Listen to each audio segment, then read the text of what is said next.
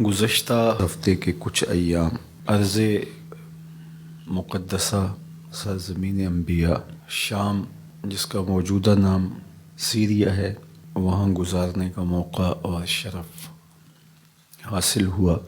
یہاں جو لوگ بستے ہیں ان میں کثرت کے ساتھ لوگوں کا نسب نامہ کسی نہ کسی پیغمبر سے ملتا ہے، تو اس وجہ سے ان میں صبر، حوصلہ، متانت، سنجیدگی اور ظاہری صوری حسن، جمال، خوبصورتی، زبان و بیان کی فصاحت، یہ سب کچھ ان کو ورثے میں ملا ہے۔ اور آج ارض مقدس شام بہت ابتلا میں ہے۔ اس وقت سخت سردی کا موسم ہے اور وہ جس طرح سے گزارا کر رہے ہیں انتہائی دردناک صورتحال ہے۔ باب الہوا کے ذریعے سے ہم شام میں داخل ہوئے تھے۔ شام کا علاقہ ادلب ہے، اس کا شہر سرمدہ اور اس کے نواح میں مشہد الروحین میں ادارۃ المصطفیٰ انٹرنیشنل کے زیر اہتمام گزشتہ کئی سالوں سے اللہ نے ہمیں ایک رہائشی منصوبے کی توفیق عطا کی تھی، تو ان مکانات کو دیکھنے کے لیے اور وہاں جو لوگ آباد ہیں ان سے ملنے کے لیے ہم حاضر ہوئے تھے۔ اور دوسرے مرحلے میں 40-45 کلومیٹر آگے خیمہ بستیاں ہیں، اور تقریباً 10 خیمہ بستیوں کے لیے اللہ نے کچھ توفیق دی تھی، تو ہم اس کے لیے حاضر ہوئے تھے۔ زبان بھی تھوڑی ساتھ نہیں دیتی کہ میں کہوں کہ ہم ان کی مدد کرنے گئے تھے، وہ تو خود پیغمبروں کی اولاد ہیں، اور بڑے صابر اور شاکر لوگ میں نے دیکھے ہیں، اور بہت بری حالت ہے۔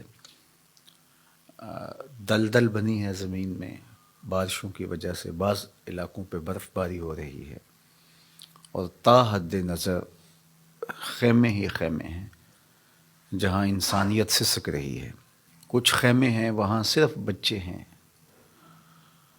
بیوگان ہیں، بوڑھے بچ گئے ہیں، جوان بہت کم دکھائی دیتے ہیں چونکہ وہ شہید کر دیے گئے۔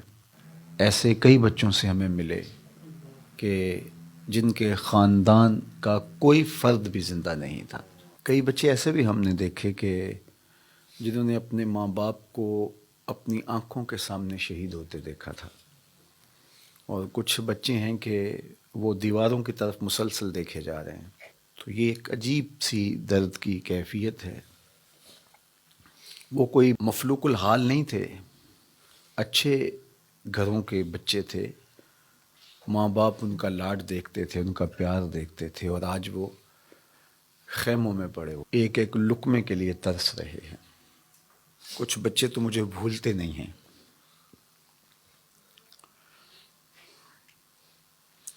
کچھ بچے ہاتھ پکڑ لیتے تھے، چھوڑتے نہیں تھے۔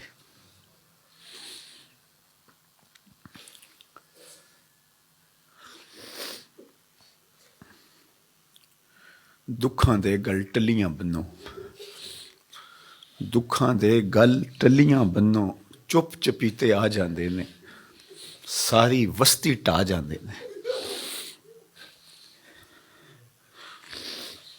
کچھ منظر ہوتے ہیں جو الفاظ کے ساتھ بیان کر دیے جاتے ہیں، اس کا نقشہ کھینچ دیا جاتا ہے، لیکن کچھ مناظر جو آنکھیں دیکھتی ہیں ان کو بیان کرنے سے زبانیں قاصر ہوتی ہیں۔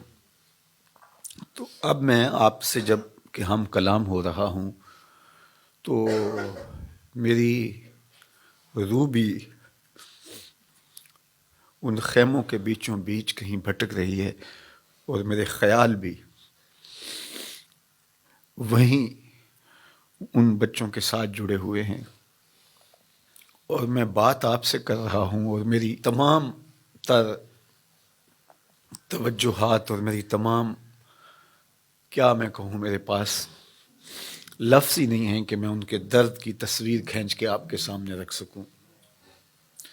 بارگاہ عزت میں دعا ہے اللہ اس امت کے لیے رحم فرما۔ میں آپ سے کہوں گا کہ اپنی ایک ایک سانس کو حضور کی امت کے لیے وقف کرو. یہ طے کر لو کہ ہم ساری زندگی حضور علیہ السلام کی امت کے مجبور اور لاچار لوگوں کو کھڑا کرنے کے لیے اللہ تعالیٰ کی طرف سے دی ہوئی استطاعت کے ساتھ پوری زندگی بسر کریں گے. اللہ نے ہمیں بڑا کچھ دیا ہوا ہے. آج ہمارے گھروں کے اندر کتنی آسودگی ہے. ہمیں 3 وقت کا برابر کھانا نصیب ہے. تو یہ ہمیں سوچ لینا چاہیے کہ ہمیں اپنے لیے اب نہیں سوچنا، ہم نے حضور کی امت کے لیے سوچنا ہے. اور میرے بزرگ فرمایا کرتے تھے کہ جو حضور کی امت سے پیار کرتا ہے اللہ کے رسول اس سے پیار کرتے ہیں. آپ میرے بچوں سے پیار کریں تو میرے دل میں آپ کے لیے محبت پیدا ہوتی ہے کہ نہیں ہوتی؟ تو آپ اگر حضور علیہ السلام کی امت سے پیار کریں تو کتنی شفقت سے حضور نوازیں گے. تو کاش آسودہ لوگ اس کو سمجھیں. اس میں ایک اتنی طمانیت بھی ملتی ہے، ان کاموں میں آپ کو اتنا سکون قلب ملتا ہے. جب آپ محبت کرتے ہیں تو یتیم آپ کو مسکرا کے دیکھتا ہے اور اس کو آپ کو دیکھ کر کے 2 لمحوں کے لیے آسودگی ملتی ہے. تو آپ کو نہیں اندازہ کہ عرش سے کتنی رحمتیں اترتی ہیں، کتنا کرم آپ پر برستا ہے اور آپ کو کس قدر جو ہے وہ اللہ کی رحمتیں نصیب ہوتی ہیں. تو اللہ نصیب کرے اور ہمیں جو ہے وہ اس امت کے لیے کام کرنے کی توفیق دے. میں بھی عزم کرتا ہوں، آپ بھی عزم کریں کہ ساری زندگی حضور کے نام پہ گزاریں گے. ساری زندگی حضور علیہ السلام کی امت کے لیے، حضور علیہ السلام کے لائے ہوئے نظام کے لیے بسر کریں گے. یہ مشت خاکام آ جائیں حضور کی امت کے لیے. کل حضور علیہ السلام کی بارگاہ میں پہنچے تو شرمندگی سے بچ جائیں.